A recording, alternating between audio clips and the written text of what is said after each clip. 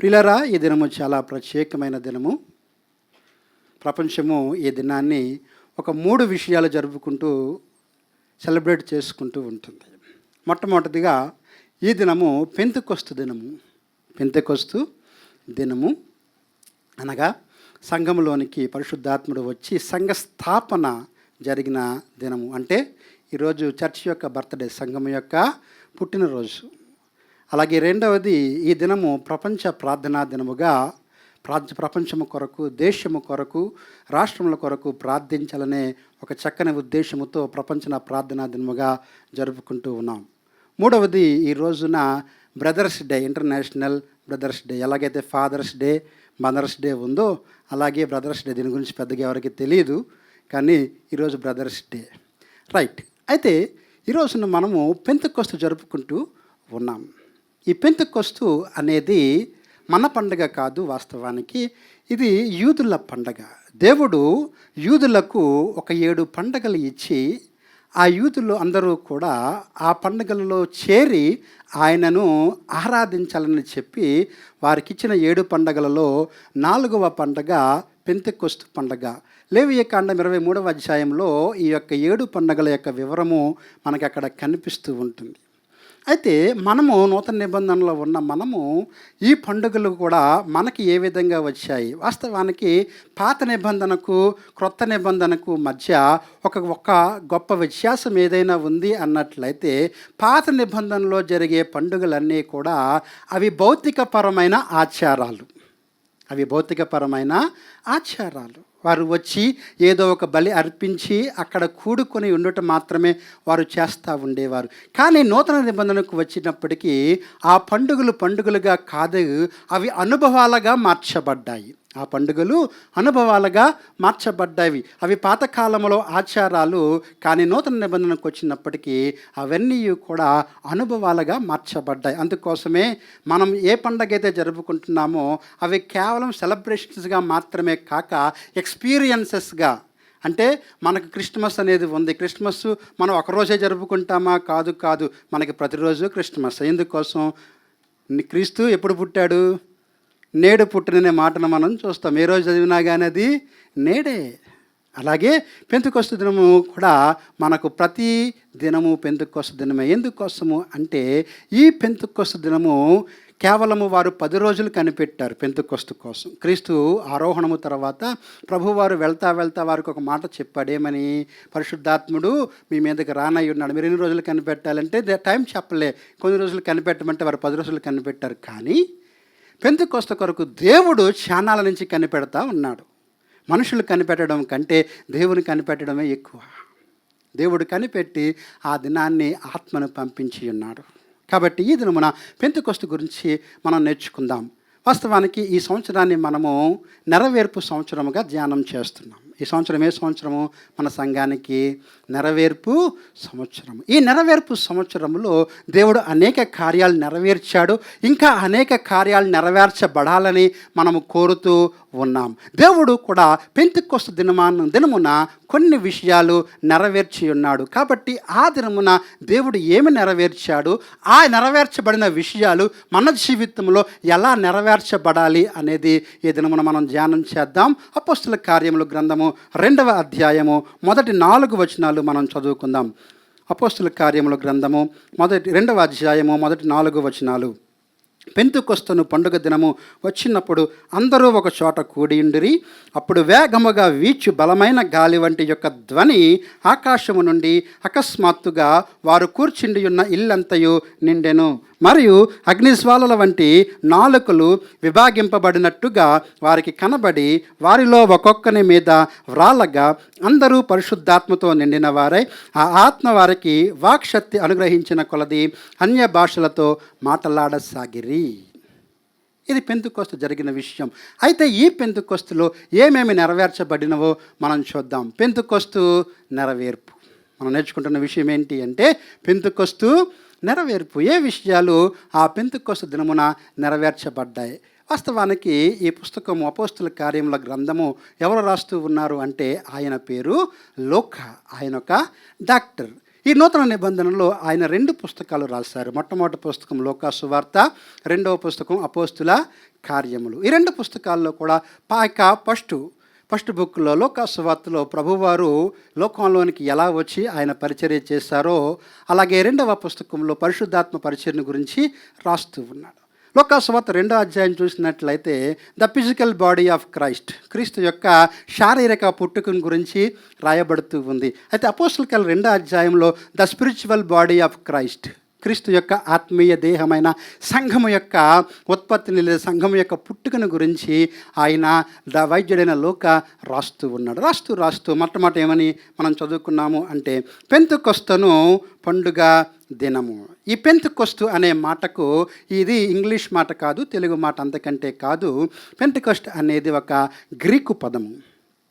ఈ గ్రీకు పదం పెంతెకొస్తు అనే మాటకు 50th అని అర్థము, 50వ అని అర్థము. ఈ పెంతెకొస్తు అనే మాట పరిశుద్ధ గ్రంథంలో 3 సార్లు మనకి కనిపిస్తుంది. కేవలం 3 సార్లు మాత్రమే రాయబడి ఉంది.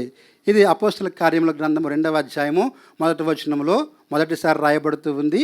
రెండవదిగా అపోస్తలుల కార్యముల గ్రంథము 20వ అధ్యాయము 16వ వచనంలో రెండవసారి మనం చూస్తాం. అలాగే మూడవదిగా కొరింథీయులకు రాయబడిన మొదటి పత్రిక 16వ అధ్యాయము 9వ వచనంలో కూడా ఈ పెంతెకొస్తు అనే శబ్దాన్ని లేదా మాటను మనం చూస్తాం. ఈ 3 పర్యాయాలు పెంతెకొస్తు అనే మాట రాయబడుతూ ఉంది. కానీ యూదులు ఈ పండుగ జరుపుకున్నప్పుడు ఈ పండుగకు వారు అనేక పేర్లు ఇచ్చి ఉన్నారు. హెబ్రీలో షవాట్ అనే మాట మనకు కనిపిస్తూ ఉంది.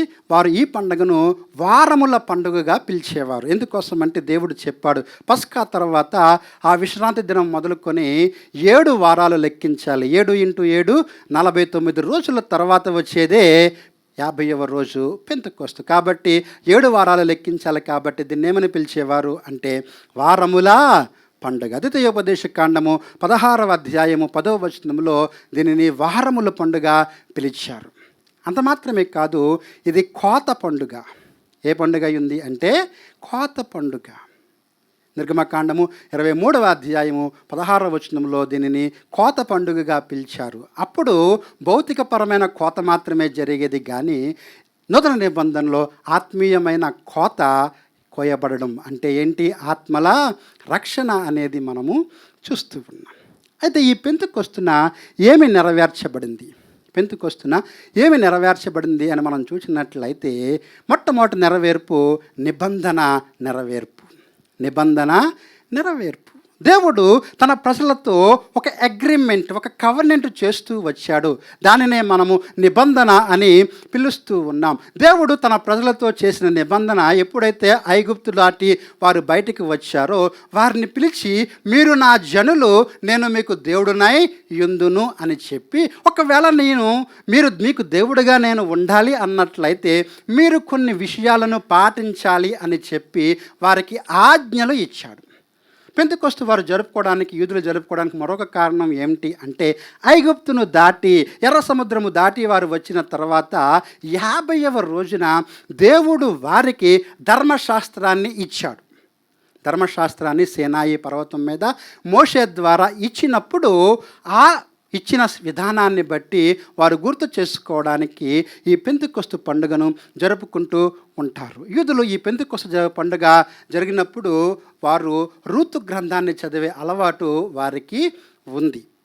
ఋతు గ్రంథం అంతా కూడా చదివి ఈ పెంతెకొస్తు పండుగలో వారు ధ్యానం చేస్తూ ఉంటారు. అయితే నిబంధన అనేది వారు ఎప్పుడైతే ఆ ఐగుప్తు దాటి సీనాయి పర్వతం దగ్గరికి వచ్చారో దేవుడు వారితో నిబంధన చేస్తూ, నేను మీకు దేవుడను, మీరు నాకు జనులు అని చెప్పారు. చెప్పినప్పుడే ఒక మాట అక్కడ ఆయన ఉపయోగించాడు. నిర్గమకాండము 19వ అధ్యాయము అక్కడ 6వ వచనం చూసినట్లయితే, నేను చేసే నిబంధనను బట్టి మీరేమవుతారు అంటే రాజులైన యాజక సమూహముగా మిమ్మల్ని చేస్తూ ఉన్నాను అని ఆయన చెబుతూ ఉన్నాడు. వాస్తవానికి దేవుడు మనిషిని పుట్టించినది మొదలుకొని దేవునికి 2 ఉద్దేశాలు ఉన్నాయి మనిషి పక్షంగా. ఏంటి అంటే ఆ మనిషి మొదటి ఉద్దేశ ప్రకారము దేవునితో నిరంతరము సహవాసము కలిగి, నిరంతరము సంబంధము కలిగి, నిరంతరము కూడా ఆయనను ఆరాధిస్తూ ఆయనను మహిమపరిచే వ్యక్తిగా ఉండాలి అని చెప్పి ఆయన ప్రతినిధిగా ఈ సృష్టిలో మనిషిని ఉంచాడు. అందుకోసమే మనిషికి ఏమిచ్చాడు? తన యొక్క స్వరూపాన్ని, తన పోలికను ఇచ్చాడు. ఇది మనిషి యొక్క పుట్టుకలో మొదటి ఉద్దేశం. రెండవ ఉద్దేశం ఏంటి అంటే నా స్వరూపము, నా స్వభావము, నా పోలిక కలిగిన మీరు ఈ లోకములో ఉండి సృష్టిని ఏలాలి, సృష్టిని లోపరుచుకోవాలి. టూ వే మినిస్ట్రీస్, రెండు విధాలు. ఏంటి? మొట్టమొదటిగా దేవుణ్ణి ఆరాధించే వారముగా, దేవునికి మహిమ తెచ్చే వారముగా ఉండాలి. రెండవది ఏలే వారముగా, సృష్టిని ఏలే వారముగా ఉండాలి. ఆదికాండం 1వ అధ్యాయము 27, 28 వచనాల్లో ఈ మాటలు మనం చూస్తాం. అక్కడ చూసినప్పుడు ప్రాముఖ్యంగా లోపరుచుకొనుడి అనే మాట మనకి కనిపిస్తూ ఉంటుంది. రెండవది ఏలుడి. ఎవరు ఏలతారు? సామాన్యులు ఏలరు కదా. ఏలేవారిని ఏమని పిలుస్తాము? రాజులు అని పిలుస్తాము. అంటే దేవుడు ఏం కోరుతూ ఉన్నాడు? ప్రారంభం నుండి మనిషి యాచకునిగా ఉండాలి, దేవునితో సహవాసం చేయుట కొరకు. మనిషి రాజుగా ఉండాలి, సృష్టి అంతటినీ కూడా పాలించుట కొరకు. కానీ ఎప్పుడైతే ఆదాము పాపము చేశాడో ఈ రెండూ కోల్పోయాడు. ఎలా కోల్పోయాడు? దేవునితో సహవాసాన్ని కోల్పోయాడు. రెండవది, ఎవరినైతే సృష్టిని పాలించాలో, లోపరుచుకోవాలో ఆ సృష్టికి బానిస అయ్యాడు. పాపము చేయవాడు అనడు కూడా దాసుడే, పాపము చేయవాడు అనడు కూడా బానిసే. కాబట్టి ఆదాము దేవుని యొక్క చిత్తాన్ని ఆయన నెరవేర్చలేకపోయాడు. కాబట్టి అప్పటి నుండి కూడా దేవుడు తన యొక్క చిత్తం నెరవేర్చడం కోసం వెతుకుతా ఉండగా 2000 సంవత్సరాలు గడిచిపోయాయి. ఆ 2000 సంవత్సరాల మధ్యలో అలాంటి ప్రయత్నం ఒక ఆయన చేశాడు. అతని పేరు నిమ్రోద్. నిమ్రోద్ ఏం చేశాడు అంటే బాబేలు అనే ఒక గోపురాన్ని కట్టి అక్కడ నేను యాజకత్వం చేస్తాను, ఏలుబడి చేస్తానని ఒక ప్రయత్నం అయితే చేశాడు. కానీ అది దేవునికి వ్యతిరేకమైన ప్రయత్నం. కాబట్టి ఒకవేళ పెంతెకొస్తుని బాబేలును రెండు పక్కపక్కన పెట్టి చూసినట్లయితే పెంతెకొస్తులో దేవుని చిత్తం నెరవేర్చబడింది, బాబేలులో మనిషి యొక్క చిత్తం నెరవేర్చబడాలని మనిషి కోరుకున్నాడు. కానీ జరగలేదు. అక్కడ ఏం జరిగింది? బాబేలు పర్వతం కడుతూ ఉన్నప్పుడు వారందరూ కూడా వేరు ఒకే భాష కలిగి ఉన్నారు. బాబేలు పర్వతం వచ్చినప్పటి వరకు వారందరికీ ఒకే భాష ఉండేది. కానీ దేవుడు అక్కడికి దిగాడు అనే మాట మనం చూస్తాం. దేవుడు ఏం చేశాడు? దిగి ఏం చేశాడు? వారికి తారుమారు చేశాడు. దానిని బట్టి అక్కడ ఏమయ్యారు? జనులు చెదరగొట్టబడ్డారు. బాబేలు అనేది మనుషులను చెదరగొట్టగా, పెంతెకొస్తు అనేది మనుషులను చేర్చింది. దేవునికి స్తోత్రం చెబుదాం. బాబేలు ఏం చేసింది? మనుషులను చెదరగొట్టింది, వారు చెదిరిపోయారు. కానీ పెంతెకొస్తు అనేది మనుషులను ఏం చేసింది? చేర్చింది. రెండవది, బాబేలులో జరిగిన ఒక కార్యం ఏంటి అంటే బాబేలులో గలిబిలి పుట్టింది. బాబేలులో ఏం జరిగింది? గలిబిలి పుట్టింది. వారి భాషలు ఏమయ్యాయి అంటే తారుమారు అయినప్పటికీ వారి యొక్క మాటల వల్ల వారికి గలిబిలి పుట్టింది. ఏమీ అర్థం కావటం లేదు. కానీ పెంతెకొస్తు దినం ఏం జరిగింది అంటే అక్కడ కూడా వేరు భాషలు ఉన్నప్పటికీ కూడా అక్కడ ఉన్నవారందరూ కూడా వారి స్వంత భాషలో దేవుని కార్యాలు విన్నారు. అక్కడ ఏం జరిగింది అంటే వివరణ వచ్చింది. దేవుని కార్యాలను అర్థం చేసుకోగలిగారుగా. బాబేల్లో ఏమైంది అంటే బాబేల్లో గలిబిలి పుట్టింది, కానీ పెంతెకొస్తులో వివరణ వచ్చింది. అంత మాత్రమే కాదు, ఎందుకు బాబేలు పట్టణము కట్టాలి, బాబేలు గోపురాన్ని కట్టాలనుకున్నారు అంటే మనకు పెద్ద పేరు రావాలి, మనకేమవ్వాలి? గొప్ప పేరు రావాలి, మనిషి నామము హెచ్చింపబడాలి అని కోరారు. కానీ పెంతెకొస్తున్నప్పుడు ఎందుకు అంటే పెంతెకొస్తు మనిషి నామము కొరకు కాదు, యేసు నామము. ఎవరైతే అక్కడికి వచ్చారో వారందరూ కూడా ఎలా బాప్తిస్మంలోకి వచ్చారు అంటే యేసు నామములోనికి, అంటే దేవుని నామానికి మహిమ అనేది కలిగింది. అలాగే బాబేలు ఏం చేస్తూ ఉంది అంటే బాబేలు ఒక అనైక్యతను తీసుకొచ్చింది. అంతవరకు ఒకే చోట ఉన్న వాళ్ళందరూ ఏమయ్యారు? ఇప్పుడు చెదరగొట్టబడి విడిపోయారు. కానీ పెంతెకొస్తు అనేది ఐక్యత తీసుకొచ్చింది. ఏం చేసింది అంటే పెంతెకొస్తులో ఐక్యత మనం చూస్తాం. ఉన్న వాళ్ళందరూ కూడా ఏది తమది అనుకోలేదు, అందరూ కూడా ఒక చోట కూడి ఏం చేశారు? సహవాసం చేసినట్లుగా అపోస్తుల కార్యములు 2వ అధ్యాయంలో మనము చూడగలము. అయితే బాబేలు ప్రయత్నం అనేది కూడా విఫలమైన తర్వాత దేవుడు ఒక మనిషి కొరకు కనిపెడతా ఉన్నాడు. ఎవరు యాజకునిగా అలాగే రాజుగా ఉండాలి అని చెప్పి ఆలోచిస్తూ ఉండగా ఆయనకు కనబడిన వ్యక్తి ఎవరు అంటే అబ్రహాము. అబ్రహాముని ఊరు అనే పట్టణంలో నుంచి తీసుకుని వచ్చి అబ్రహాముకి చెప్పాడు, అబ్రహాము, నేను నిన్నేం చేస్తాను, గొప్ప జనముగా చేస్తాను, నిన్ను ఆశీర్వదించే వారిని నేను ఆశీర్వదిస్తాను, నిన్ను శపించే వారిని నేను శపిస్తాను, నేను నీకేం చేస్తాను అంటే నీ నామాన్ని గొప్ప చేస్తాను అని చెప్పి అబ్రహామును పిలిచాడు. అబ్రహాం మొదలుకొని యోసేపు వరకు ఉన్న కాలాన్ని మనము పితరుల కాలము, ద పీరియడ్ ఆఫ్ ప్యాట్రియార్క్స్ అని పిలుస్తాము. ఈ పితరుల కాలములో దేవుడు కలిగి ఉన్నాడంటే వారిని ఒక ఆరాధకులుగా ఉంచాలి, అదే సమయంలో వారిని ఒక పాలకులుగా ఉంచాలని కోరుతూ ఉన్నప్పుడు వారు చేసిన ఆరాధన ఏమిటి అంటే బలిపీఠపు ఆరాధన. అబ్రహాం కాలంలో, పితరుల కాలంలో ఏ ఆరాధన జరిగేది? అబ్రహాం ఒక చోటకి వెళ్ళడం, బలిపీఠం కట్టడం, ఏదైనా అర్పించటం, దేవుణ్ణి ఆరాధించటం. అలా ఎంతవరకు సాగింది? యోసేపు సమయం వరకు. దాన్ని ఏమని పిలుస్తాం మనము? పితరుల కాలము. ఆ పితరుల కాలంలో జరిగిన ఆరాధన ఎలాంటిది అంటే బలిపీఠపు ఆరాధన. కానీ దేవుని యొక్క చిత్తం అక్కడ సంపూర్ణంగా నెరవేరలేదు. ఆ కాలము తర్వాత దేవుడు మరొకరిని ఆయన తీసుకుని వచ్చాడు, మరొక వ్యవస్థను అక్కడ తీసుకుని వచ్చాడు.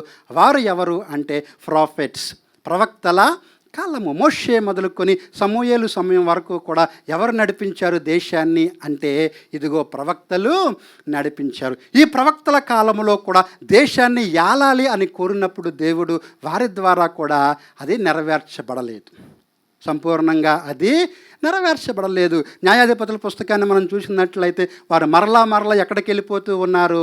బానిసత్వములోనికి వెళ్ళిపోతూ ఉన్నారు. అయితే అక్కడ జరిగిన ఆరాధన ఏమిటి అంటే అది గుడారపు ఆరాధన. అది ఏ ఆరాధనది? గుడారపు ఆరాధన. దేవుడు మోషేని పిలిచి నా కొరకు ఏం చేయమన్నాడు? ఒక ప్రత్యక్ష గుడారము చేయమన్నాడు. ఆరాధన అంతా దేనిలో జరిగింది? గుడారములో జరిగింది. ఆ వ్యవస్థ కూడా దాటిన తర్వాత దేవుడు మరొక వ్యవస్థను తీసుకొచ్చాడు. అది ఏంటంటే రాజుల కాలము. రాజుల కాలంలో రాజులు మనుషులను పరిపాలించగలిగారు, కానీ వారు యాజకులుగా కాలేకపోయారు. అక్కడ ఒక ఫెయిల్యూర్ను మనం చూస్తాం. వారు పరిపాలన చేయగలిగారు, కానీ వారు యాజకులుగా చేయలేదు. ఏ రాజు కూడా యాజకునిగా మార్చబడలేదు. యాజకుల కాలంలో వారు మందిరపు ఆరాధన చేశారు. సొలొమోను వచ్చిన తర్వాత ఏం చేశాడు? ఒక చక్కని మందిరాన్ని కట్టాడు. వారి మందిరంలో ఆరాధించగలిగారు, కానీ రాజులు ఎన్నడూ కూడా యాజకులుగా మార్చబడలేదు. దేవుని యొక్క ఉద్దేశము తరాలు మారుతూ ఉన్న, వ్యవస్థలు మారుతూ ఉన్న, నెరవేర్చబడటం లేదు. అప్పుడు దేవుడు మరొక వ్యవస్థను తీసుకొచ్చాడు. ఎవరు అంటే యాజకులు, ప్రీస్ట్స్. ఒకవేళ జకర్యా గ్రంథము 6వ అధ్యాయము 9వ వచనంలో మనం చూసినట్లయితే, 9 ఆ వచనాలు చూసినట్లయితే అక్కడ యెహోషువ అనే ఒక యాజకుడు ప్రత్యేకంగా కనిపిస్తాడు. ఆ యెహోషువ అన్న యాజకునికి దేవుడు జకర్యాకు, ప్రవక్త అయిన జకర్యాకు చెబుతాడు, నీవు వెళ్ళి ఏం చేయాలి అంటే ఆ యాజకుని తల మీద కిరీటం పెట్టమంటాడు. ఆయన ఎవరు? యాజకుని తల మీద ఏముండాలి? పాగా ఉండాలి, కానీ కిరీటం ఉండకూడదు. కానీ దేవుడు అంటున్నాడు కదా, ఆ పాగాన్ని పక్కన పెట్టి నువ్వు కిరీటం పెట్టు అంటే యాజకుడే పరిపాలకుడిగా మారాలి. కాబట్టి ఆ 400 సంవత్సరాలు ఇంటర్ టెస్టమెంటల్ పీరియడ్తో పాటు ఆ మిగతా సమయంలో ఎవరు పరిపాలిస్తూ వచ్చారు అంటే యాజకులు పరిపాలిస్తూ ఉన్నారు. ఆ యాజకులు పరిపాలించినంతకాలము కూడా ఇదిగో సమాజ మందిరములో ఆరాధన జరుగుతూ ఉండేది. క్రీస్తు వచ్చినప్పుడు ఎవరు పరిపాలించారు? లేదా క్రీస్తుని సిలువకు అప్పగించడానికి ఎవరు ఆలోచన చేశారు అంటే యాజకులే. ప్రధాన యాజకుడైన అన్నా, కయఫా అనే పేర్లు మనకి అక్కడ కనిపిస్తాయి. అయితే వీళ్ళందరూ వచ్చారు, కానీ దేవుని ఉద్దేశం మాత్రం నెరవేర్చబడలేదు. ఏంటి దేవుని ఉద్దేశం?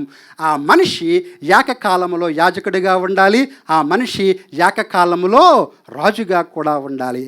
అది ఎప్పుడు నెరవేర్చబడింది అంటే పెంతెకొస్తు దినమున నెరవేర్చబడింది. దేవునికి స్తోత్రం చెబుదాం.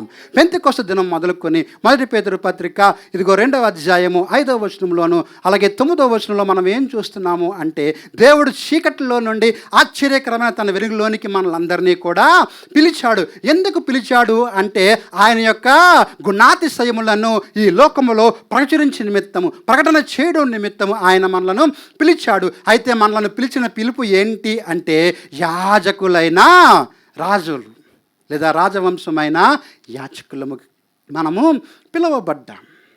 ఒక వచనాన్ని చదువుదాం. ప్రకటన గ్రంథము 5వ అధ్యాయము 10వ వచనం. ప్రకటన గ్రంథము 5వ అధ్యాయము 10వ వచనము. అక్కడ రాయబడుతూ ఉంది, ఆ పెద్దలు, నీవు ఆ గ్రంథమును తీసుకుని దాని ముద్రలకు విప్పుటకు యోగ్యుడవు, నీవు వధింపబడిన వాడవై నీ రక్తమిచ్చి ప్రతి వంశంలోనూ ఆయా భాషలు మాట్లాడే వారిలోనూ ప్రతి ప్రజల్లోనూ ప్రతి జనములోనూ దేవుని కొరకు మనుషులను కొని మా దేవునికి ఒక రాజ్యముగాను యాజకులుగాను చేసితివి. ఎలా చేశాడంటే ఆయన రాజ్యముగాను యాజకులుగాను చేస్తుంది. తర్వాత మాట చాలా బాగుంటుంది, కనుక వారు భూలోకమందు ఏలుదురు అని క్రొత్త పాట పాడటం మొదలుపెట్టారు. చూడండి, ఆ చివరి మాట ఏంటి? భూలోకమును ఏం చేయాలి? వారు ఏలాలి. ఎక్కడ చెప్పిన మాట ఇది? ఆది కాండములో ఆదాముకు చెప్పిన మాట. ఏం చేయాలి? భూలోకాన్ని ఏలాలి. వారు యాజకులై ఉండాలి, భూలోకాన్ని ఏలాలి. అది ఎప్పుడు నెరవేర్చబడింది అంటే అది ఈ సమయంలో పెంతెకొస్తు ద్వారా నెరవేర్చబడింది. దేవుని ఉద్దేశం నెరవేర్చబడింది. దేవుని యొక్క నిబంధన అనేది నెరవేర్చబడింది. దేవుని యొక్క నిబంధన అనేది నెరవేర్చబడింది. ఏ విధంగా అంటే వారు యాజకులై ఉండాలి దేవుని పక్షముగా, అలాగే ప్రజల పక్షంగా వాళ్ళు ఏమై ఉండాలి అంటే ఏలికలుగా ఉండాలి. అలాగే ప్రకటన గ్రంథము 20వ అధ్యాయము, ప్రకటన గ్రంథము 20వ అధ్యాయంలో 6వ వచనం చదువుదాం. ఈ మొదటి పునరుత్థానములో పాలుగలవారు ధన్యులు, పరిశుద్ధులనై యుందురు. ఇట్టి వారి మీద రెండవ మరణమునకు అధికారం లేదు. వీరు దేవునికి నీ క్రీస్తునకు ఏమై ఉంటారు? యాజకులై క్రీస్తుతో కూడా 1000 సంవత్సరంలో ఏం చేస్తారు? రాజ్యం. మరలా మనకు అనిపిస్తున్న విషయం ఏంటి అంటే యాజకులు మనం కేవలం యాజకులు మాత్రమే కాదు, ఇదిగో క్రీస్తుతో పాటు రాజ్యము చేయబోతా ఉన్నాం. ఈ నిబంధన అనేది ఇప్పుడు పెంతెకొస్తు దినమున నెరవేర్చబడినది. ఇదే నిబంధన గురించి ప్రవక్త అయిన ఇర్మియా మాట్లాడతాడు. ఒకసారి ఇర్మియా గ్రంథము 31వ అధ్యాయము 31వ వచనం నుండి మనం చూద్దాం. ఇర్మియా గ్రంథము 31వ అధ్యాయము 31వ వచనము. ఇదిగో నేను ఇశ్రాయేలు వారితోనూ యోధా వారితోనూ క్రొత్త నిబంధన చేయు దినములు వచ్చుచున్నవి, ఇదే యెహోవా వాక్కు. అది ఐగుప్తులో నుండి వారిని రప్పించుటకే నేను వారి చెయ్యి పట్టుకునిన దినమున వారి పితరులతో నేను చేసిన నిబంధన వంటిది కాదు. నేను వారి పెనిమిటినైనను వారు ఆ నిబంధనను భంగము చేసుకుందిరి, ఇదే యెహోవా వాక్కు. దేవుడు చెబుతూ ఉన్నాడు, నేను ఒక నూతన నిబంధనను చెయ్యనై ఉన్నాను. ఈ పెంతెకొస్తు దినము ఒక నిబంధనకు నెరవేర్పు. ఇదే వచనాలను మనము హెబ్రీ పత్రిక 8వ అధ్యాయము 8వ వచనం నుండి 12వ వచనం వరకు చూడగలము. అయితే అక్కడ జరిగిన నిబంధన ఏమిటి అంటే, ఆ నిబంధన దేవుడు నిబంధన సమయంలో 2 రాతి పలకలను ఇచ్చాడు. ఏం చేశాడు? 2 రాతి పలకలను ఇచ్చాడు. ఆ రాతి పలకల మీద ఆజ్ఞలు రాయబడ్డాయి. ఇదిగో మీరు నాకు ఒకవేళ దేవుడిగా నేను మీకు ఉండాలన్నా, మీరు నాకు ప్రజలుగా ఉండాలన్నా ఆ ఆజ్ఞలను మీరు నెరవేర్చాలి అని చెప్పాడు. ఆ ఆజ్ఞలు నెరవేర్చకపోతే మీరు నా నిబంధన పాటించలేనట్లయితే కండిషనల్ కవెనెంట్ అని పిలుస్తాం. ఆ దినమున ఎప్పుడైతే మోషే ఆ రాతి పలకలు తీసుకుని క్రిందకు వచ్చాడో, అక్కడ క్రింద ఏం జరుగుతూ ఉంది? అప్పటికే ఆ ఇశ్రాయేలీయులు ఒక బంగారు దూడను చేసుకుని ఆరాధన చేస్తూ ఉన్నారు. అప్పుడు దేవుని కోపము, మోషే కోపము వారి మీద రగులుకొనగా అక్కడ 3000 మంది చంపబడ్డారు. ఎంతమంది? 3000 మంది చంపబడ్డారు. నిర్గమాకాండము 32వ అధ్యాయము 28వ వచనంలో మనం ఈ మాటను చూస్తాం. 3000 మంది చంపబడ్డారు. కానీ ఇప్పుడు దేవుడు ఆ నిబంధనను కొత్త నిబంధనగా మార్చి కొత్త నిబంధనలు ఏం చేస్తూ ఉన్నాడు అంటే, ఇదిగో 2 రాతి పలకలు ఇవ్వటం కాదు, ఏ ఆజ్ఞలు ఇవ్వటం లేదు, ఆ యొక్క ధర్మశాస్త్రాన్ని ఆయన మనుష్యుల హృదయంలో రాస్తూ ఉన్నాడు. అక్కడ భౌతికపరమైన ఆజ్ఞలు చూస్తాం, ధర్మశాస్త్రము. కానీ ఆ ధర్మశాస్త్రము ఇదిగో మనుషుల యొక్క హృదయాలలో దేవుడు రాస్తూ ఉన్నాడు. ఈ క్రొత్త నిబంధన జరిగిన దినమున ఎంతమంది చేర్చబడ్డారు? 3000 మంది. అక్కడ ఎంతమంది చనిపోయారు? పాత నిబంధన దగ్గర 3000 మంది చనిపోయారు. ఇప్పుడు ఎంతమంది సంఘానికి చేర్చబడ్డారు? 3000 మంది. ఈ 3000 మంది అనే సంఖ్య బైబిల్లో మరొక చోట కనబడుతుంది. ఎక్కడ అంటే సంసోను దగ్గర. సంసోను చనిపోయినప్పుడు కూడా ఆ యొక్క దాగోను గుడిలో ఎంతమంది ఉన్నారు అంటే 3000 మందే. అక్కడ పరిశుద్ధాత్మ సంసోన్ని విడిచిపెట్టి దేవుడు మరొక అవకాశం ఇవ్వగా అక్కడ సంసోను చంపేస్తాడు. ఎంతమందిని చనిపోయారు అక్కడ అంటే 3,000 మంది చనిపోయారు. పాత నిబంధనలో అన్ని మరణాలు చూస్తూ ఉన్నాము, కానీ కొత్త నిబంధనకు వచ్చినప్పటికీ ఆ 3,000 మంది కూడా సంఘానికి చేర్చబడ్డారు. 3,000 మంది సంఘానికి చేర్చబడ్డారు. కాబట్టి ఇది నిబంధన నెరవేర్పు. నిబంధన నెరవేర్పు. పెంతెకొస్తు దినమున దేవుడు నిబంధన నెరవేర్చాడు. అయితే పాత నిబంధన వాస్తవానికి నిబంధన అనేది యూదులకు, ఇశ్రాయేలీలకు మాత్రమే చెందినది. కానీ దేవుడు అదే నిబంధన మన ద్వారా తీసుకొచ్చాడు. కాబట్టి ఇప్పుడు మనమేమయ్యాము అంటే ఇదిగో మనము నిబంధనాజనులుగా మార్చబడ్డాం. దేవునికి స్తోత్రం చెబుదాం. రాజుబాబు గారు ఒక చక్కని పాట పాడతారు. ఏమనంటే మనం ఏమై ఉన్నాము అంటే నిబంధన జనులము నిరీక్షణ ధనులం అనే ఒక మంచి పాట ఉంటుంది. మనకు వాస్తవానికి నిబంధన లేదు, మనకే నిబంధన కూడా లేదు. కానీ పరిశుద్ధాత్మ భూమి మీదకి రాబట్టి మనం ఏమయ్యాము అంటే నిబంధనాజనులముగా మార్చబడ్డాం. కేవలం నిబంధన మాత్రమే కాదు, రెండవ నెరవేర్పు జరిగింది. రెండవ నెరవేర్పు ఏంటి అంటే నివాసము. రెండవ నెరవేర్పు ఏంటి అంటే నివాసం. ఏంటి ఈ నివాసము అంటే దేవుడు సృష్టి ఆరంభము నుండి కూడా ఒకే విషయాన్ని కోరతా ఉన్నాడు. ఆయన నేను మనుషులలో జీవించాలి. మనిషిని తయారు చేసింది ఎందుకు అంటే మనిషిలో దేవుడు జీవించాలి అని చెప్పి మనిషిని తయారు చేశాడు. కానీ మనిషి ఏం చేశాడు?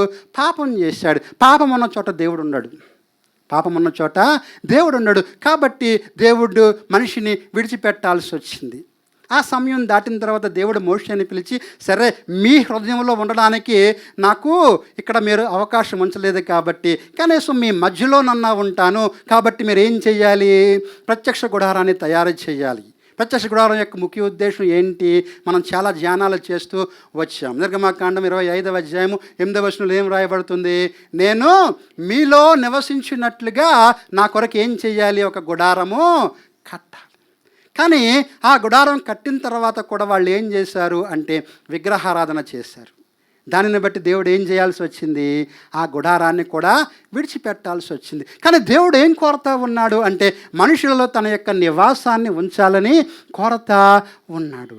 దేవుడు తన యొక్క నివాసము మనలో ఉంచాలని కోరుతా ఉన్నప్పుడు మనం చేస్తున్న పాపాలను బట్టి, మనం చేస్తున్న విగ్రహారాధన బట్టి నివాసం అనేది దూరమైంది. కానీ క్రీస్తు ఎప్పుడైతే తన రక్తాన్ని మన కొరకు చిందించాడో, మనల్ని ఏం చేశాడు? క్రీస్తు రక్తం మనల్ని ఏం చేస్తుంది? పవిత్రులుగా చేస్తుంది. కాబట్టి ఎప్పుడైతే మనం పరిశుద్ధులముగా మార్చబడ్డామో అప్పటి నుండి దేవుడు మనలోని నివసించడానికి ఇష్టపడుతూ ఉన్నాడు. దేవునికి స్తోత్రం చెబుదాం. పెంతెకొస్తు ఏం చేసింది అంటే దేవుని నివాసాన్ని మనలోనికి తీసుకొచ్చింది. ఇదే మాట ప్రభువారు తన శిష్యులతో ఆయన వెళ్ళక ముందు చెబుతాడు. యోహాను సువార్త 14వ అధ్యాయము 17వ వచనాన్ని చదువుదాం. యోహాను సువార్త 14వ అధ్యాయము 17వ వచనము. ఆ చివరి మాటలో ఆత్మను మీకు అనుగ్రహించిననే మాట చూస్తాం. లోకము ఆయనను చూడదు, ఆయనను ఎరుగదు కనుక ఆయనను పొందనేరదు. మీరు ఆయనను ఎరుగుదురు, ఆయన మీతో కూడా నివసించును, మీలో ఉండును. దేవుడు ఏం చేస్తాడు అంటే ఆయన మనతో ఉంటాడు, మనలో ఉంటాడు. ఆయన మనలో నివాసము చేస్తాడు. అయితే పాత నిబంధనలో కూడా దేవుడు నివాసము చేస్తూ ఉండేవాడు. కానీ పాత నిబంధన నివాసం అంతా కూడా తాత్కాలికమైన నివాసం. పాత నిబంధన నివాసం అంతా కూడా ఏ నివాసం? అది తాత్కాలికమైన నివాసం. పైగా అందరి మీద కూడా ఆయన ఉండేవాడు కాదు, కొందరి మీద మాత్రమే ఆయన. అంటే పాత నిబంధనలో ఉన్న ఆ ఇండ్వెల్లింగ్ అనేది, నివాసము అనేది ఎట్లాంటిది అంటే అది టాస్క్ ఓరియంటెడ్. అంటే ఏదైనా పని అప్పగించబడినప్పుడు ఆ పని పూర్తయ్యేంత వరకే ఆత్మ ఆ మనిషితో ఉండేవాడు. పని పూర్తవ్వగానే ఆత్మ ఆయనను, ఆ మనిషిని విడిచిపెట్టేసేవాడు. అంత మాత్రమే కాదు, అది సెలెక్టివ్, పీపుల్ సెలెక్టివ్. అంటే ఏంటి అంటే ఎవరైనా కొంతమంది మాత్రమే పరిశుద్ధాత్మ నివాసాన్ని పొందుకునేవారు. కానీ దేవుడు ఏం చేస్తూ ఉన్నాడు అంటే కాదు, అది కొందరికే పరిమితం కాదు, ఇది అందరిది కావాలని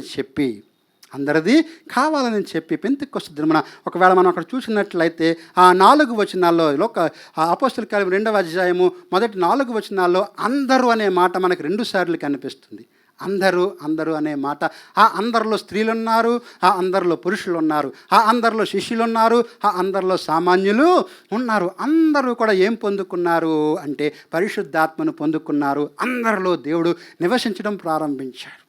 ఈ అందరూ అనే కాన్సెప్టు మోషే ప్రార్థన. వాస్తవానికి మోషే ఒక్కడే ఉండి నేను ప్రవక్తగా ఉంటే సరిపోతుంది అనుకోలేదు. మోషే ఏమని ప్రార్థన చేశాడు అంటే, ఒకవేళ సంఖ్యాకాండము 11వ అధ్యాయంలో మనం చూసినట్లయితే మోషే అంటాడు కదా, 28, 29 వచనాలు చూసినట్లయితే, సంఖ్యాకాండము 11వ అధ్యాయము చూద్దాం. 28, 29 వచనాలు. మోషే ఏర్పరచుకున్న వారిలో నూను కుమారుడైన మోషేకు పరిచారకుడైన యెహోషువ మోషే, నా ప్రభువ వారిని నిషేధింపుము. ఎందుకు నిషేధించాలి?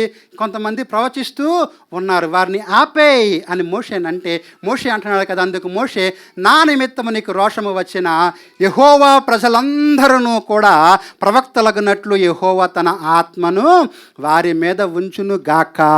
ఏంటి మోషే ప్రార్థన? ప్రజలందరూ కూడా ఏం పొందుకోవాలి? యెహోవా ఆత్మను పొందుకోవాలి. కేవలం మోషే ప్రార్థన మాత్రమే కాదా, కాక యోవేలు ప్రవచనం కూడా ఏం చెప్తూ ఉంది అంటే, యోవేలు ఇదే ప్రవచించాడు, మనుష్యులందరూ కూడా ఏమవుతారు? ఆత్మను పొందుకుంటారు. మనుషులందరూ కూడా ఆత్మను పొందుకుంటారు అని ప్రవచించాడు.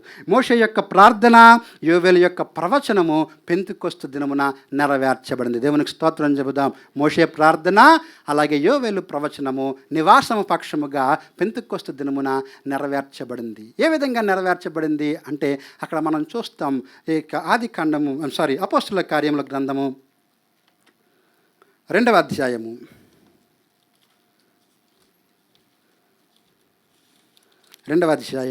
17వ వచనం నుంచి చదువుదాం.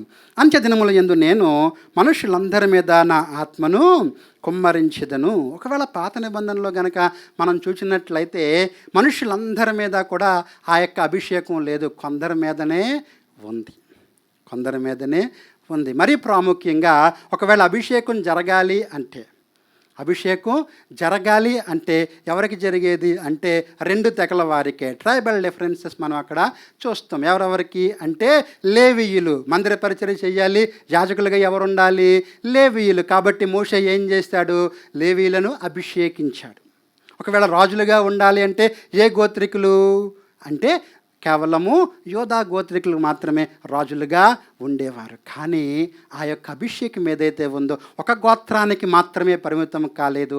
ఇక్కడ నూతన నిబంధనలో అందరము కూడా, మనుష్యులందరి మీదనూ కూడా పరిశుద్ధాత్మ కుమ్మరింపు అనేది జరిగింది. అంటే మనం ఇప్పుడు ఏమయ్యాము అంటే యాజకులమయ్యాము, మనమే రాజులమయ్యాము. కాబట్టి ఇప్పుడు మన గోత్రం ఏంటి అంటే మనం పరిశుద్ధాత్మ గోత్రికులం. మనం ఏమై ఉన్నాము? పరిశుద్ధాత్మ గోత్రికులమై ఉన్నాము. కాబట్టే మన మీద పరిశుద్ధాత్మ అనే ఆయన దిగి వచ్చి ఉన్నాడు, మనలో నివాసం చేస్తూ ఉన్నాడు. ట్రైబల్ డిఫరెన్సెస్కి ఏమీ లేవు. మనందరి మీద కూడా ఏముంది అంటే పరిశుద్ధాత్ముడు దిగి వచ్చి ఉన్నాడు. అలాగే పాత నిబంధనలో కనుక మనం చూసినట్లయితే ఇది కేవలము ట్రైబల్ డిఫరెన్స్ మాత్రమే కాదు, క్లాస్ డిఫరెన్స్ అనేది కూడా ఉండేది. అంటే ఏంటి?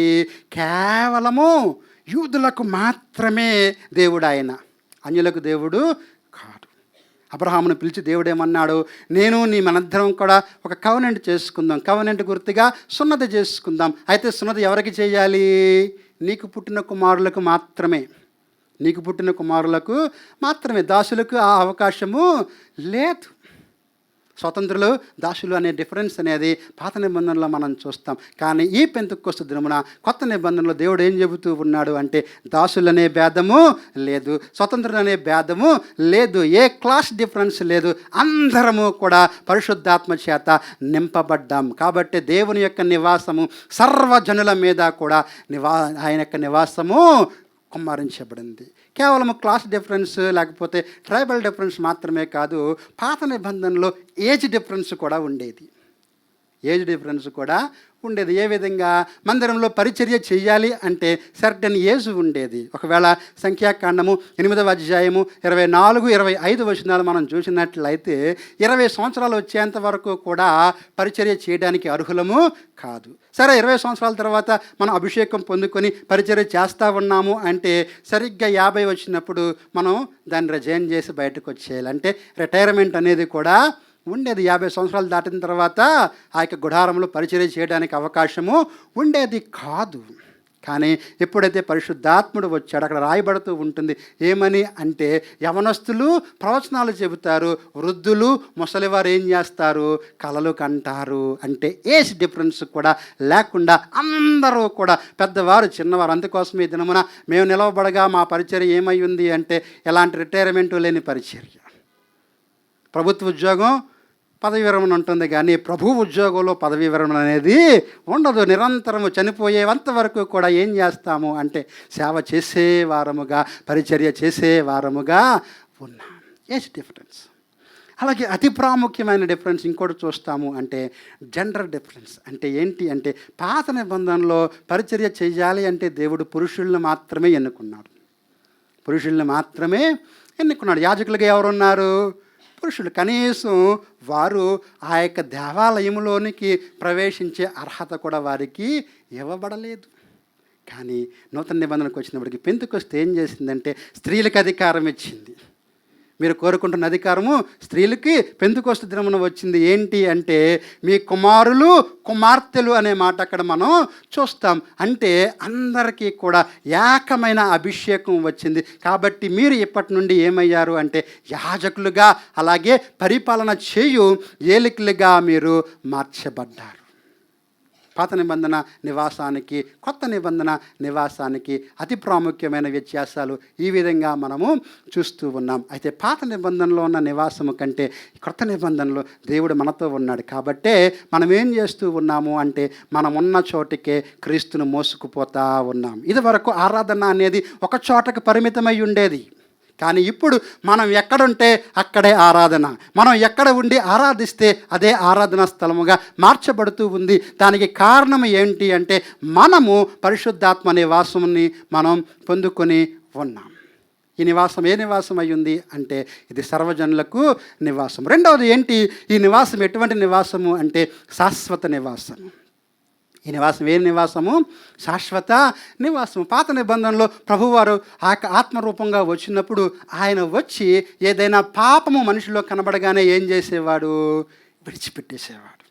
అందుకోసమే ఆ గ్రీవియస్ సిన్, చాలా భయంకరమైన పాపం చేసిన తర్వాత దావీదు పాట రాస్తూ అంటాడు కదా, 51వ కీర్తన 11వ వచనంలో ఏమని అంటే, నీ ఆత్మను నా యొద్ద నుండి తీసివేయద్దు, నీ పరిశుద్ధాత్మను నా యొద్ద నుండి దూరం చేయొద్దు ప్రభువా అని ప్రార్థన చేస్తూ ఉన్నాడు. ఎందుకోసము అంటే ఆ యొక్క నివాసము అనేది పాత నిబంధనలో తాత్కాలిక నివాసం, కానీ నూతన నిబంధనకు వచ్చినప్పటికీ అది స్థిర నివాసముగా, శాశ్వత నివాసముగా మార్చబడింది. కాబట్టి నిరంతరము కూడా మనలో ఎవరున్నారు? ఇప్పుడు పరిశుద్ధాత్ముడు ఉన్నాడు. మనం ఏమయ్యాము దానిని బట్టి అంటే పరిశుద్ధాత్మకు ఆలయమై ఉన్నాము. కొరింథీయులకు రాయబడిన మొదటి పత్రిక 3వ అధ్యాయము 16 వచనాల్లో ఈ విషయాన్ని మనం చూస్తాం. ఏంటి అంటే మనము పరిశుద్ధాత్మకు ఆలయమై ఉన్నాము. మనలోనే పరిశుద్ధాత్ముడు స్థిర నివాసము చేస్తూ ఉన్నాడు. ఆయన స్థిర నివాసము చేస్తూ ఉన్నాడు. మూడవది, స్థిర నివాసం, శాశ్వత నివాసం వల్ల ఏం జరిగింది అంటే మనకు నిత్య జీవం వచ్చింది. మనకేమొచ్చింది? నిత్య జీవము వచ్చింది. ఆయన మనలో జీవించుటను బట్టి మనలో ఎవరున్నారు? జీవించు పరిశుద్ధాత్ముడు ఉన్నాడు. కాబట్టి మనం ఏమయ్యాము? ఇప్పుడు జీవించే వారముగా మార్చబడ్డాం. మనం ఏమయ్యాము? జీవించే వారముగా మార్చబడ్డాం. ఒకసారి వెనక చూసినట్లయితే ఆది కాండంలో దేవుడు మనిషిని తయారు చేసిన తర్వాత అతని నాసికా రంధ్రంలోనికి ఏం చేశాడు? ఊపిరి ఊదగా మనిషి ఏమయ్యాడు? జీవాత్మ ఆయను, జీవించు ఆత్మగా ఆయన అయ్యాడు. కానీ దేవుడు ఏం చెప్పాడు? ఈ పండు తినమున నువ్వేమవుతావు? నిశ్చయముగా చచ్చేతవు. చావు వచ్చింది. అది శారీరకమైన చావు కాదు. ఏం చావు అది? ఆత్మీయమైన చావు. అంటే దేవునితో సహవాసం తెగిపోయింది. కానీ ఇప్పుడు పరిశుద్ధాత్ముడు వచ్చిన తర్వాత మనకు నిరంతరము కూడా దేవునితో సహవాసం కలిగింది. ఆయన ఎందుకోసం అంటే మనలో ఎవరున్నారు? ఇప్పుడు పరిశుద్ధాత్మ యొక్క నివాసం మనతో ఉంది. దేవునితో సహవాసం చేయాలంటే మనకి ఏ టైం అక్కర్లేదు, ఏ ప్లేస్ అక్కర్లేదు. ఎప్పుడైనా ఎక్కడైనా దేవుణ్ణి కలుసుకోగలము. ఎందుకోసము అంటే మనది తెగిపోను బంధముగా ఉంది. ఎందుకోసము అంటే ఆయన జీవము మనలో ఉంది. ఆయన జీవము మనలో ఉంది. రోమపత్రిక 8వ అధ్యాయము 8-9 వచనాలు చదువుదాం. రోమపత్రిక 8వ అధ్యాయం 10, 11 వచనాలు చదువుదాం. క్రీస్తు మీలోనున్న యెడల మీ శరీరము పాప విషయమే మృతమైనది, కానీ మీ ఆత్మ నీతి విషయమే ఏం కలిగి ఉంది? జీవము కలిగి ఉన్నది. మృతులలో నుండి యేసుని లేపిన వాని ఆత్మ మీలో నివసించిన ఎడల, మృతులలో నుండి క్రీస్తు యేసుని లేపినవాడు చావునకు లోనైన మీ శరీరములను కూడా మీలో నివసించుచున్న తన ఆత్మ ద్వారా ఏం చేస్తాడు? ఆయన జీవింప చేస్తాడు. ఎందుకోసం అంటే మన అపరాధముల చేతను పాపముల చేతను మనం ఏమై ఉన్నాము? చచ్చిన వారమై ఉన్నాము. కానీ క్రీస్తు మనలోకి వచ్చి ఆ చావును తీసివేసి ఆ చావుని జీవముగా మార్చి ఉన్నాడు తన ఆత్మ ద్వారా. పరిశుద్ధాత్మ యొక్క నివాసం ఏదైతే మనలో ఉందో అది మనకేం కలగజేస్తూ ఉంది అంటే నిత్య జీవము కలగజేస్తూ ఉంది. ఆ నివాసం అనేది సర్వజనులకు వచ్చింది. రెండవది అది శాశ్వత నివాసముగా ఉంది. మూడవది అది నిత్య జీవాన్ని తీసుకొచ్చింది. అది నివాసము విషయంలో దేవుని నెరవేర్పు. అలాగే మూడవది కేవలం నివాసము, కేవలం నిబంధన మాత్రమే కాదు, ఇక్కడ నింపుదలను గుర్చిన ఒక గొప్ప నెరవేర్పు. మూడవ నెరవేర్పు దేని విషయంలో జరిగింది అంటే నింపుదల. ప్రభువారు ఏం చెప్పారు అంటే లూకాసు వార్త 24వ అధ్యాయము 49వ వచనాన్ని చదువుదాం. లూకాసు వార్త 24వ అధ్యాయము 49వ వచనము. అక్కడ ప్రభువు గారు దేవుడు చెప్తూ ఈ మాట అంటున్నాడు ప్రభువారు, ఇదిగో నా తండ్రి వాగ్దానము చేసినది మీ మీదకు పంపుచున్నాను. మీరు పైనుండి శక్తి పొందు వరకు పట్టణంలో ఏం చేయాలి? నిలిచియుండుడని వారితో చెప్పాను. ప్రభువారు ఏం చేస్తూ ఉన్నారు అంటే ఒక వాగ్దానం చేసి ఉన్నారు. ఏమని? ఆ వాగ్దానము అంటే మీలోకి నేనేం చేస్తాను? పరిశుద్ధాత్మను పంపిస్తాను. అలాగే ఈ పంపుదలను కూర్చున్న మరొక వచనం చూద్దాం. రోమపత్రిక 15వ అధ్యాయము. రోమపత్రిక 15వ అధ్యాయము 13వ వచనం. కాగా మీరు పరిశుద్ధాత్మ శక్తి పొంది విస్తారముగా నిరీక్షణ గలవారగుటకు నిరీక్షణకర్తయగు దేవుడు విశ్వాసము ద్వారా సమస్త ఆనందముతోనూ సమాధానముతోనూ మిమ్మును నింపునుగాక. ఎప్పుడైతే పరిశుద్ధాత్ముడు పెంతెకొస్తు దినాన ఆయన మనుషుల మీద దిగి ఉన్నాడో అక్కడ నింపుదల కలిగింది. ఒకవేళలో అపోస్తల కార్యములు 2వ అధ్యాయము మొదటి 4 వచనాలు చూసినట్లయితే నింపుదలను గూర్చిన మాటలు 2 సార్లు చూస్తాం. మొట్టమొదటిగా ఒక శబ్దం వచ్చి వారు కూడి ఉన్న ఇల్లంతా నిండెను అనే మాట చూస్తాం. వారందరూ ఇల్లంతా నిండెను. కేవలం ఇల్లు మాత్రమే కాదు, ఒక్కొక్కరి మీద ఏముందంట? పరిశుద్ధాత్ముడు దిగి ఉన్నాడు. వారందరి మీద అగ్నిజ్వాలల వంటి నాలుకలు వారి మీద కనబడగా వారందరూ ఏమయ్యారంట? పరిశుద్ధాత్మ చేత నింపబడ్డారు. రూము మాత్రమే నింపబడలేదు, వారందరూ కూడా నింపబడ్డారు. దేని చేత నింపబడ్డారు? పరిశుద్ధాత్మ చేత నింపబడ్డారు.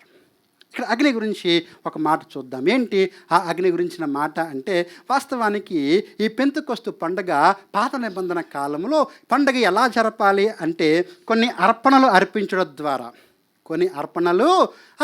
ద్వారా అక్కడ లేవీకాండం 23వ అధ్యాయము 15-16 వచనాలు చదివినట్లయితే అక్కడ దేవుడు వారికి నియమిస్తూ ఉన్నాడు. ఏంటి ఆ నియామకం అంటే మీరు వస్తా ఉన్నప్పుడు ఒక 2 రొట్టెలు తీసుకుని రావాలి. రొట్టెలు మాత్రమే కాదు, ఒక 7 గొర్రె పిల్లలు, మగ గొర్రె పిల్లలను, ఏడాది గొర్రె పిల్లలను తీసుకురావాలి.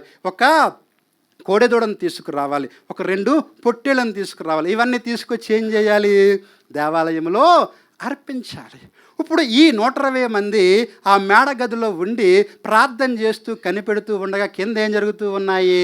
బలి అర్పణలు జరుగుతూ ఉన్నాయి. పాత నిబంధన కాలంలో దేవుడు అగ్నిని పంపించాడు. మనుషుల మీదకి ఎప్పుడు పంపలేదు ఆయన. మనుషుల మీదకి పంపబడినప్పుడు మనుషులు చచ్చిపోయారు. ఏలియాను పట్టుకోవడానికి ఒక 2 గ్రూపులు వస్తున్నాడు. ఏలియా ఏం చేశాడు? వారి మీదకి అగ్ని దింపించి వారిని చంపించేశాడు. అయితే పాత నిబంధనలో ప్రభువారు ఎప్పుడు అగ్ని పంపిన దేని మీదకి పంపించేవారు?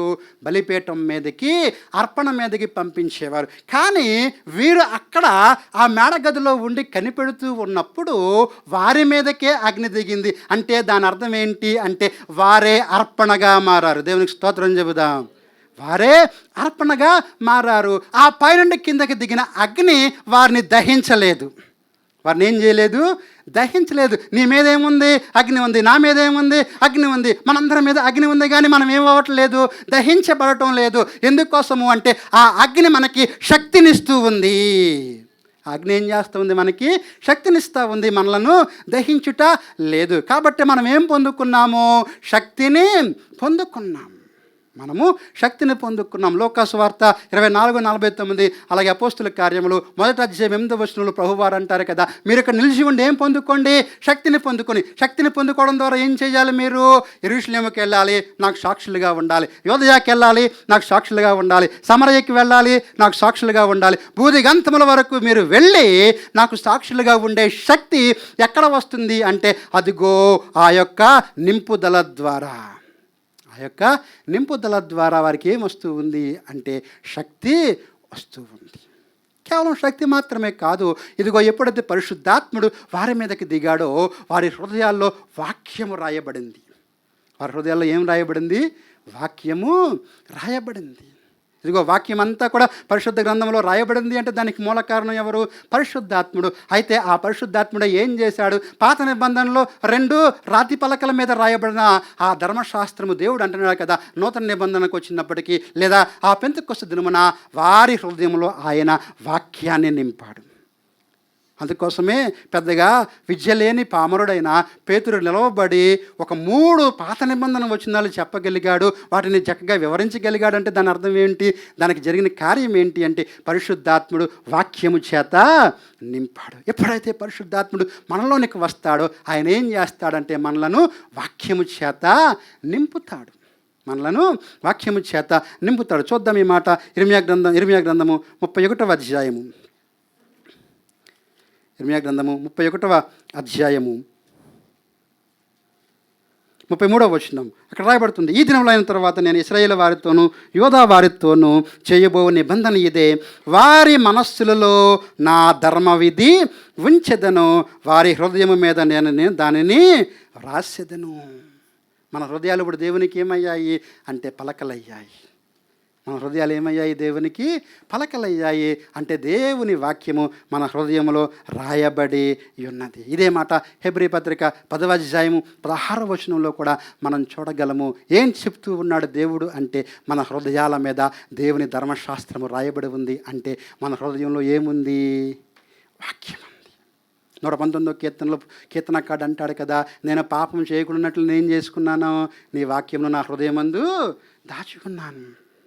ఆ దాచుకునే పని మనం చెయ్యక్కర్లేకుండా పరిశుద్ధాత్ముడే తీసుకుని వచ్చి మన హృదయం మీద ఏం రాశాడు అంటే ధర్మశాస్త్రాన్ని రాశాడు. మనం దేని చేత నింపబడ్డాము అంటే వాక్యము చేత నింపబడ్డాం.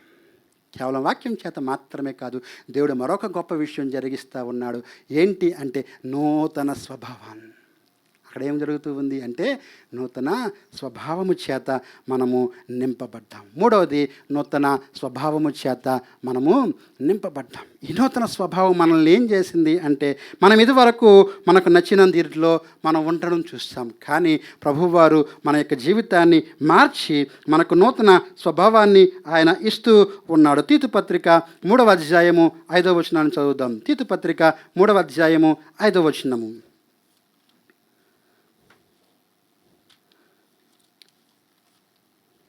అక్కడ రాయబడుతూ ఉంది, మనము నీతిని అనుసరించి చేసిన క్రియల మూలముగా కాక తన కనికరము చొప్పుననే పునర్జన్మ సంబంధమైన స్నానము ద్వారాను పరిశుద్ధాత్మ మనకు నూతన స్వభావం కలుగచేయడం ద్వారాను మనలను రక్షించెను. మనం ఎలా నూతన స్వభావాన్ని పొందుకున్నాము అంటే మనం అంత సులువుగా మార్చబడే వాళ్ళము కాదు. మనం అంత సులువుగా మార్చబడే వారము కాదు. మన స్వభావం ఎప్పుడు కూడా ఎక్కడికి తీసుకెళ్తుంది? వెనక్కే తీసుకెళ్తుంది. దేవుడు వారిని పిలిచి మన్నా ఇస్తే ఇశ్రాయేలు ఏం కోరుకున్నారు? కీరకాయలు, దోసకాయలు. ఎక్కడ తిన్నారంట? ఐగుప్తులు. దేవుడు ఐగుప్తులో నుండి వారిని తెచ్చాడు, కానీ వారిలో నుండి ఏం పోవట్లేదు? ఐగుప్తు పోవటం లేదు. నూతన స్వభావం వారికి రాలేదు. కానీ పెంతెకొస్తు దినమున ఎప్పుడైతే పరిశుద్ధాత్మ నింపుదల మనకు కలిగిందో మనం దేంతో నింపబడ్డామో అంటే నూతన స్వభావము ద్వారా. ఇదే నూతన స్వభావము అనే అనుభవము సౌలుకి జరిగింది పాత నిబంధనలో. పాత నిబంధనలో 1 సమూయేలు గ్రంథము 10వ అధ్యాయము 6వ వచనంలో సౌలు చెబుతాడు ఏమని అంటే, పరిశుద్ధాత్ముడు నీలోకి వచ్చినప్పుడు నువ్వేం పొందుకుంటావు అంటే నూతన మనస్సు, క్రొత్త మనస్సు నీకు వచ్చింది. కానీ అది తాత్కాలికం. ఏమయ్యింది? పరిశుద్ధాత్ముడు విడిచిపెట్టగానే ఏమొచ్చింది అంటే ఒక దురాత్మ వచ్చింది. కానీ కొత్త నిబంధనలో అట్లాంటిదేది తేడా జరగదు. మనకేమి ఇచ్చాడు ప్రభు అంటే నూతన స్వభావాన్ని ఇచ్చాడు. కాబట్టి మనం ఏం పొందుకొని ఉన్నాము? దేని చేత నింపబడ్డాము అంటే శక్తి చేత నింపబడ్డాము, వాక్యము చేత నింపబడ్డాము. మూడవది నూతన స్వభావము చేత నింపబడ్డాము. నింపుదల. ఇక చివరిగా నాలుగవది ఏ నెరవేర్పు కలిగింది అంటే నిర్వహణ. ఏంటి ఈ నిర్వహణ అంటే, ఒకవేళ అపోస్తుల కార్యముల గ్రంథము 2వ అధ్యాయాన్ని మనం పూర్తిగా చదివినట్లయితే ఈ అధ్యాయం అంతా కూడా మనుషులు ఎవరెవరు వారి పని చేస్తూ ఉన్నా కానీ అక్కడ సర్వము నిర్వహించింది అంతా కూడా పరిశుద్ధాత్ముడే. అక్కడ సర్వము నిర్వహించింది ఎవరు? పరిశుద్ధాత్ముడే. వారందరూ కూడా ఆత్మచేత నింపబడిన తర్వాత వారు నోరు తెరిచి ఏం చేస్తూ ఉన్నారు? వారందరూ కూడా అన్య భాషలతో మాట్లాడుతూ ఉన్నారు. ఏంటి ఈ అన్య భాషలు? వారికి తెలియని భాషలు. వారు ఇదివరకు ఎన్నడూ నేర్చుకోలేదు, వారు ఇదివరకు ఎన్నడూ ఆ భాషలు మాట్లాడలేదు. మీకు భాషలు మాట్లాడడం కోసం మీరు ఏదైనా క్రియ చేశారంటే కాదు. ఆ నడిపించేది, ఆ నిర్వహించేది ఎవరు? పరిశుద్ధాత్మ. పేతురు లేచాడు. పేతురు వాక్యం చెబుతూ ఉన్నాడు. పేతురు నీ స్థితి ఎట్లాంటిది అంటే, ఒక చిన్న బాలిక వచ్చి నువ్వు యేసుతో ఉండడం నేను చూశానని. కానీ పేతురు ఏమన్నాడు? యేసు ఎవరో నాకు తెలియదు అన్నాడు. కానీ అటువంటి పేతురు నిలిచి అక్కడ వాక్యం చెప్పి ఏమంటున్నాడు అంటే, ఇదిగో మీరు యేసుని సిలువేశారు, దానికి మేము సాక్షులమని గట్టిగా చెబుతూ ఉన్నాడు. అంత ధైర్యం నీకు ఎక్కడి నుంచి వచ్చింది అంటే కాదు, ఆ నిర్వహిస్తుంది ఎవరు అంటే పరిశుద్ధాత్ముడు. అక్కడ ఉన్న ప్రజలందరూ కూడా వాక్యం విని వాక్యం ద్వారా వారి హృదయాల్లో నరకబడ్డారు. వారు కన్ఫెషన్లోనికి వచ్చారు, ఒప్పుకోలులోనికి వచ్చారు. ఎలా ఒప్పించబడ్డారు అంటే అక్కడ చేసింది ఎవరు? పరిశుద్ధాత్ముడు. ఎన్ని క్రియలు జరుగుతూ ఉన్నాయి అంటే అక్కడ సమస్తము కూడా ఆ ఎవరి కంట్రోల్లో ఉంది? పరిశుద్ధాత్మ కంట్రోల్లో ఉంది. అంత మాత్రమే కాదు, అపోస్తుల కార్యముల గ్రంథం అంతా చూసినట్లయితే వాస్తవానికి అపోస్తుల కార్యాలకి మరొక పేరు చెబుతూ ఉంటారు. అవన్నీ కూడా పరిశుద్ధాత్మ కార్యాలు. అవన్నీ ఏమై ఉన్నాయి? పరిశుద్ధాత్మ కార్యాలు. వారు ఎక్కడికి వెళ్ళాలో ఆత్మ నిర్ణయించేవాడు. ఒకవేళ వారు వెళ్ళకుండా అక్కడ ఆపేవాడు కూడా ఎవరై ఉండేవారు? పరిశుద్ధాత్ముడు. ఈ క్రియలన్నీ కూడా ఆయన చేస్తూ ఉన్నాడంటే ఆయన నియంత్రిస్తూ ఉన్నాడు. అది కేవలం నియంత్రణ మాత్రమే కాదు, అది ఒక నిర్వహణగా మనకి కనిపిస్తూ ఉంది. వారు ఏం మాట్లాడారంట? అన్య భాషలు మాట్లాడారు. నేను ఇక్కడ 2006-8 మధ్యలో ఇక్కడ బైబిల్ కాలేజీలో ఉన్నప్పుడు సంజీవ్ సార్ మాకు ఈ విషయాలు బోధిస్తూ ఉన్నప్పుడు అన్య భాషల గురించి నేర్పించారు. అన్య భాషలని హెడ్డింగ్ పెట్టి ఆ లెసన్ అంతా రాసేసాను. రాసేసిన తర్వాత కరెక్షన్ కోసం తీసుకెళ్ళి సార్ ముందు పెడితే సార్ పెన్ తీసుకుని పైన హెడ్డింగ్నే సున్నా చుట్టేశారు. ఏదో తప్పు ఉంది అక్కడ అని చూస్తే అక్కడ అన్య భాషలను రాయాల్సింది పోయి అన్న భాషలను రాశాను నేను. నా కింద యావత్తు రాయాలి, దాని బదులు నా వత్తు రాస్తే ఏమయ్యింది? అన్య భాషలు కాక అన్న భాషలు అయ్యింది. ఎవరు అన్న తెలియదు. అన్య భాషలని అన్న భాషలని రాస్తాను. అయితే ఇక్కడ ఎందుకు అన్య భాషలతో వారు మాట్లాడారు అంటే అక్కడ కింద విషయాలు చూస్తే ఒక 15 దేశాల నుండి 15 ప్రాంతాల నుండి లేదా 15 జాతుల నుండి జనం వచ్చి అక్కడ ఉండగా వారందరూ కూడా ఆకర్షించబడ్డారు. ఎందుకోసం ఆకర్షించబడ్డారు? భాషలు విని మన భాషలో, మన స్వంత భాషలో వారు వినిపిస్తూ ఉన్నారు. 2010-11 ఆ ప్రాంతంలో నేను న్యూఢిల్లీలో ఉన్నప్పుడు ఒక రోజున రెడ్ ఫోర్ట్ చూద్దామని, ఎర్రకోట చూద్దామని అక్కడికి వెళ్తూ ఉన్నాం. బస్ దిగి నడుస్తూ ఉంటే అక్కడ అందరూ హిందీ మాట్లాడుకునే చోట ఒరే బాబు జాగ్రత్త అనే మాట వినబడింది నాకు. ఒరే బాబు జాగ్రత్త. వెంటనే నేనేం చేస్తాను? ఎక్కడి నుంచి వచ్చిందో ఈ మాట? ఎందుకోసం? మన భాష. అది వారికి అన్య భాషే, కానీ అదేమైంది? మనకి సొంత భాష. అటువంటి భాష దేవుడు వారికి ఇచ్చాడు. అదేమీ వారు చేస్తున్న విషయము కాదు, వారి ద్వారా జరుగుతున్న కార్యమేమీ కాదు. ఏంటి అంటే ఆ క్రియలన్నీ కూడా, అక్కడున్న క్రియలన్నీ కూడా, అక్కడున్న కార్యాలన్నింటినీ నిర్వహించేది ఎవరు? పరిశుద్ధాత్ముడు. అందుకోసమే హెజ్కేలు గ్రంథంలో ఒక మాట చూద్దాం. హెజ్కేలు గ్రంథము 36వ అధ్యాయము 26వ వచనం నుంచి మనం చూద్దాం.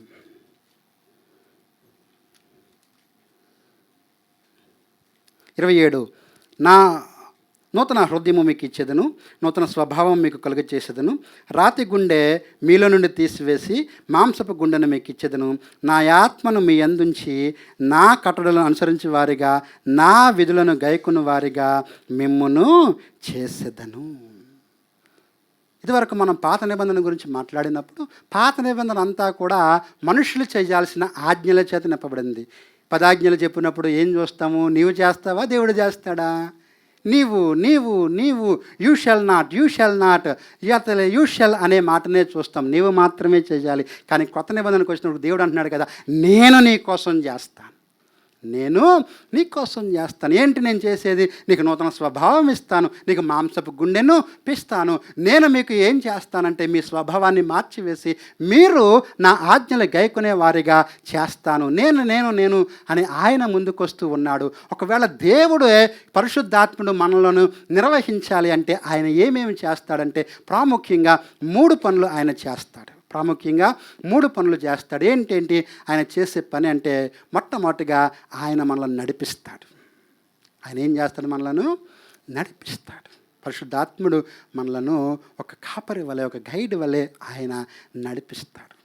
అందుకోసమే ఆయన గురించి మాట్లాడుతా యోహాను సువార్త 16వ అధ్యాయంలో ఆ ప్రభువారు ఈ మాట చెప్పాడు. ఎప్పుడైతే ఆత్మను మీరు పొందుకుంటారో ఆయన మిమ్మలను సర్వసత్యములోనికి నడిపించును. 13వ వచనం, 16వ అధ్యాయం 13వ వచనం యోహాను సువార్త. ఆయన ఏం చేస్తాడు అంటే ఆయన మిమ్మల్ని సర్వసత్యములోనికి నడిపించును. ఆత్మే మనలను నడిపించే వానిగా ఉన్నాడు. మన జీవితాలు కనుక మనం ఆయన చేతికి అప్పగించుకున్నట్లయితే, ఎందుకంటే మనకు నడక రాదు. మరొక గొప్ప విషయం ఏంటి అంటే మన నడకంతా కూడా దారి తప్పిపోయే నడకే. మన నడకంతా ఎట్లాంటి నడక అంటే దారి తప్పిపోయే నడక, శరీర ఆశలను బట్టి నడిచే నడక. కాబట్టే ఆయన అంటూ ఉన్నాడు, ఒకవేళ మనం నడిపించబడాలి అంటే ఎవరి చేతికి ఒప్పుకోవాలి, ఎవరి చేతికి అప్పగించాలి? దేవునికి అప్పగించుకోవాలి. పరిశుద్ధాత్మను మనలను మన జీవితాల్లో మన నియంత్రణ అంతా ఆయన చేస్తాడు, ఆయన చూస్తాడు, ఆయన నడిపిస్తాడు. రోమపత్రిక 8వ అధ్యాయం 14వ వచనం, దేవుని ఆత్మచేత ఎందరూ నడిపించబడుదురో వారందరూ ఏమవుతారు? దేవుని కుమారులు అవుతారు. ఇదివరకు మనం ఎవరి ద్వారా నడిపించబడ్డాము? మన తండ్రి వేరే. ఇదివరకు మన తండ్రి ఎవరు? అపవాది మన తండ్రి. మనం ఏమయ్యాము? అవిధేయ పిల్లలమై ఉన్నాము. అవిధేయ పిల్లలు అయి ఉన్నాం. ప్రపంచ ధర్మము చొప్పున నడుస్తూ ఉన్నాం. అట్లాంటి వారముగా ఉన్న మనలను ఆయన పరిశుద్ధాత్మ మన మీదకు కుమ్మరించి మన జీవితం అంతా కూడా ఎవరి ద్వారా నడిపించబడాలని ఆయన కోరుతూ ఉన్నాడు అంటే ఆత్మ ద్వారా. అందుకోసమే గలతీ పత్రికలో ఒక మాట ఉంటుంది. గలతీ పత్రిక 5వ అధ్యాయము 16వ వచనం. గలతీ పత్రిక 5వ అధ్యాయము 16వ వచనం మనం చూసినట్లయితే, ఒకవేళ మనము ఆత్మచేత నడిపించబడితే శరీర కార్యాలు మనము చేయలేమనే మాట చూస్తాం. నేను చెప్పినది ఏమనగా ఆత్మానుసారంగా నడుచుకునండి, అప్పుడు మీరు శరీరేచ్ఛను నెరవేర్చరు. ఒకవేళ ఆత్మ ద్వారా నడిపించబడకపోతే, మనం ఆత్మ యొక్క నిర్వహణలోనికి, ఆత్మ యొక్క నియంత్రణలోనికి రాలేకపోతే ఎవరి ద్వారా నడిపించబడతాము? శరీరము ద్వారా, శరీరేచ్ఛల ద్వారా నడిపించబడతాం. శరీరేచ్ఛల ద్వారా నడిపించబడి నరకంలోనికి వెళ్ళిపోతాం. కానీ ఆయన జీవంలోనికి తీసుకురావడం కోసం ఆయనే మనల్ని నడిపించేవానిగా ఉన్నాడు. రెండవది, పరిశుద్ధాత్మ ద్వారా మనం నింపబడి ఉన్నట్లయితే ఆయన ప్రేమ మనలో ఉంటుంది. దేవుని ప్రేమ మనలో ఉంటుంది. మనం దేవుణ్ణి ప్రేమించినంతగా ప్రేమించలేము ఒకవేళ ఆత్మ మనతో లేనట్లయితే. కానీ పరిశుద్ధాత్ముడు ఏం చేస్తాడు? మనలో దేవుని కొరకైన ప్రేమను ఆయన పుట్టిస్తాడు. రోమపత్రిక 5వ అధ్యాయము 5వ వచనాన్ని చదువుదాం. రోమపత్రిక 5వ అధ్యాయం 5వ వచనం, ఎందుకనగా ఈ నిరీక్షణ మనలను సిగ్గుపరచదు, మనకు అనుగ్రహింపబడిన పరిశుద్ధాత్మ ద్వారా దేవుని ప్రేమ మన హృదయములలో కుమ్మరింపబడి ఉన్నది. పరిశుద్ధాత్మ ఏం చేస్తున్నాడు? మనలను దేవునిని ప్రేమించే వారముగా ఆయన మనలను మారుస్తూ ఉన్నాడు. అంతవరకు దేవుని ప్రేమ మనలో లేదు.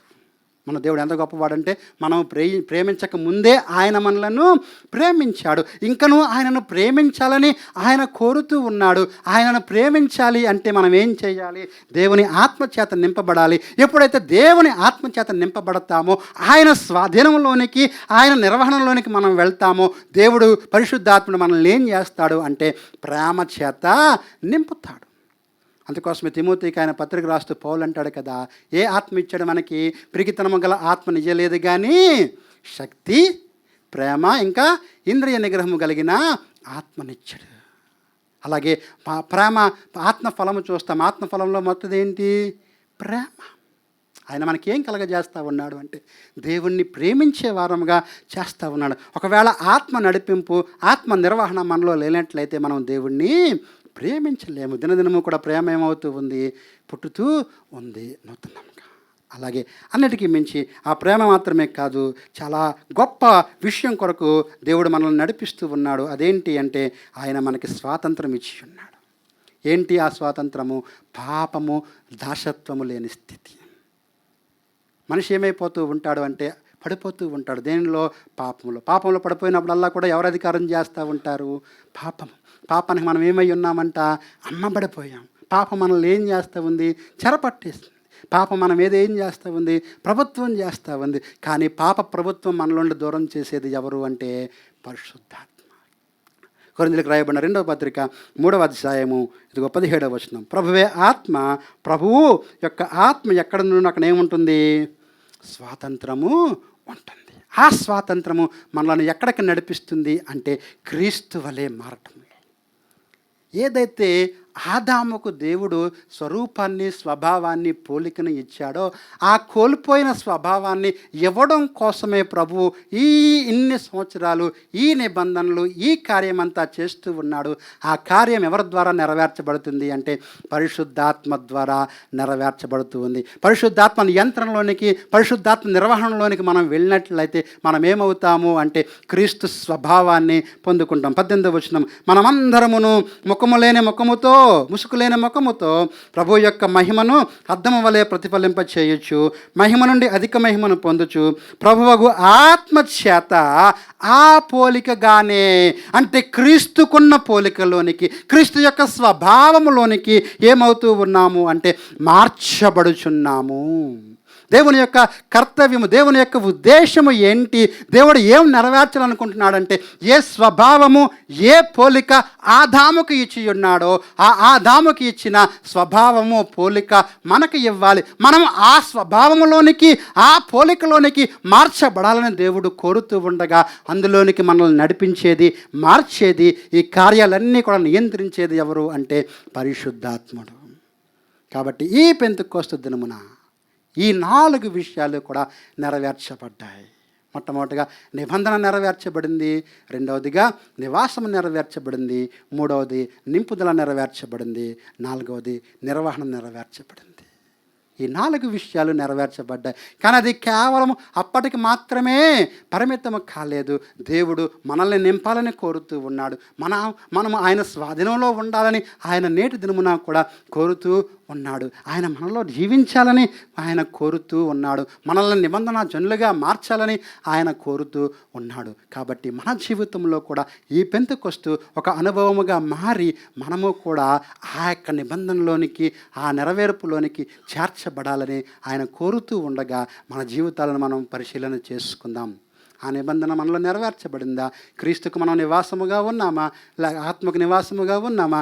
లేనట్లయితే వేరు విషయాలు మనల్ని పాలిస్తూ ఉన్నాయా? ఒకవేళ మనం ఇంకా శక్తి చేత, వాక్యము చేత, నూతన స్వభావం చేత నింపబడలేదేమో ఒక్కసారి మనల్ని మనం పరిశీలన చేసుకుందాం. ఒక్క నిమిషం ఈ టైం తీసుకుని మనం దేవుని వైపు చూస్తూ, ప్రభువా నన్ను మార్చి నాయన, నన్ను మార్చు ప్రభువా. ఇదిగో నాయన, పెంతెకొస్తు ఆదినమున పెంతెకొస్తులో ఏవేవి నెరవేర్చబడ్డాయో ఆ విషయాలు నా జీవితంలో నెరవేర్చబడినట్లుగా మీరు చేయండి ప్రభువా అని మనందరము కూడా ఆయన వైపు చూస్తూ ఒక్క నిమిషము ఒక ప్రార్థన చేద్దాం. ప్రభువా మా జీవితాలను మీరు మార్చండి మార్చండి నాయన.